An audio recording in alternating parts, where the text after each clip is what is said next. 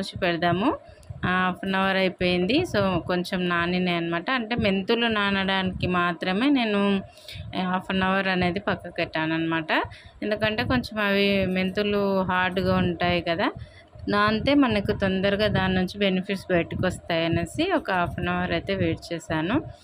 ఇప్పుడైతే process start చేద్దాం. ఇది వచ్చేసి ఫ్లెక్స్ సీడ్స్.